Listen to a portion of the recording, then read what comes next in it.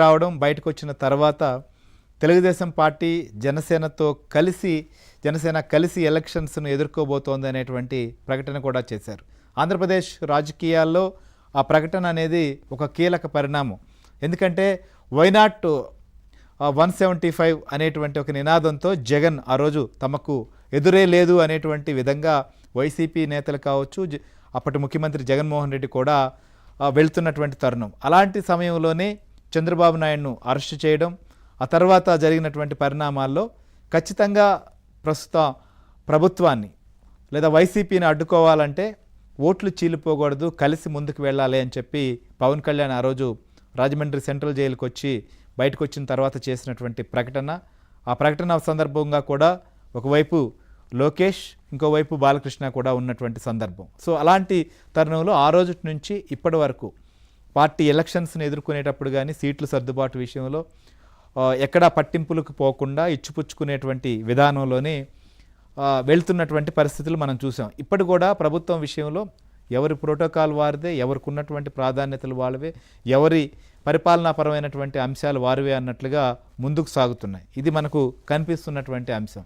కానీ ఈ విషయంలో నిన్న బాలకృష్ణ సినిమా రంగానికి సంబంధించిన అంశం పైన, ఆ రోజు జరిగిన విషయం పైన నేను క్లారిటీ ఇస్తున్నానని చెప్పి బాలకృష్ణ చేసినటువంటి కామెంట్స్ను దృష్టిలో పెట్టుకొని, సో ఇటు జనసేన అధినేత పవన్ కళ్యాణ్ కావచ్చు, వారి సోదరుడు చిరంజీవికి లేదా బాలకృష్ణకి వీరికి మధ్య ఏదో ఉంది అనేటువంటి విషయం పైన ఫోకస్ పెట్టి విమర్శలు చేస్తున్నారు. సో జరిగినటువంటి వాస్తవం, జరిగినటువంటి పరిస్థితి, బాలకృష్ణ రియాక్ట్ అయినటువంటి విధానం, ఈ విషయం పైన వారి అభ్యంతరాలు ఉంటే దానికి సంబంధించిన విషయంలో మాట్లాడచ్చు. కానీ దీన్ని ఇటు పార్టీలకు లేకపోతే మరొక అంశానికి కూడా లింక్ చేస్తున్నటువంటి పరిస్థితులు కనిపిస్తున్నాయి. అయితే ఈ విషయం పైన నిన్న చిరంజీవి పేరిట వివరణ ప్రకటన రిలీజ్ అయింది. దాని తర్వాత అయితే అటు చిరంజీవి వైపు నుంచి కానీ ఇటు బాలకృష్ణ వైపు నుంచి కానీ దీనిపైన ఏ రకమైనటువంటి ప్రతిస్పందనలు లేవు. అలానే సినిమా ఇండస్ట్రీకి సంబంధించినటువంటి వారు కూడా ఈ విషయంలో ఎవరు ఇప్పటి వరకు అయితే మాత్రం రియాక్ట్ అవ్వట్లేదు.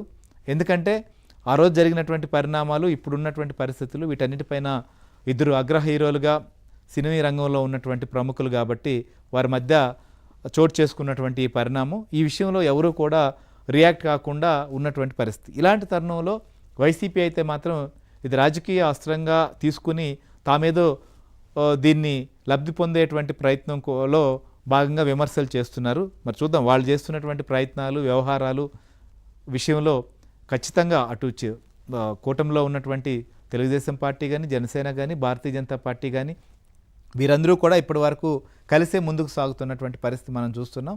సో మొత్తానికైతే మాత్రం బాలకృష్ణ నిన్న మాట్లాడినటువంటి అంశాన్ని ఇవాళ వైసీపీ నాయకులు టార్గెట్ చేసి ఆయన్ను విమర్శలు అయితే మాత్రం కొనసాగిస్తున్నారు.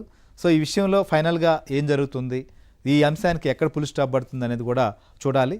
మొత్తానికి దీన్ని నిన్న చేసినటువంటి జగన్మోహన్ రెడ్డి అప్పుడు ప్రభుత్వాన్ని బాలకృష్ణ తప్పుబట్టినటువంటి ప్రక్రియని ఇప్పుడు కూటమిలో ఉన్నటువంటి పవన్ కళ్యాణ్కు ఇస్తున్న ప్రాధాన్యతకు బాలకృష్ణ ఏదో అక్కుస్తో మాట్లాడుతున్నారనే విధంగా ముడిపెట్టి ఇటు పవన్ కళ్యాణ్, చిరంజీవి, బాలకృష్ణకు మధ్య ఏదో అగాధం లేకపోతే ఇంకేదో జరుగుతుందనే విధంగా వైసీపీ చేస్తున్నటువంటి ప్రచారం.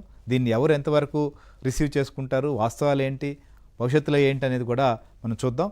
ఇది ఇవాళ ఏబిఎన్ స్పెషల్ అనాలిసిస్. మరో అంశంతో స్పెషల్ అనాలిసిస్. ప్రముఖ నటులు, హిందూపురం శాసనసభ్యులు నందమూరి బాలకృష్ణ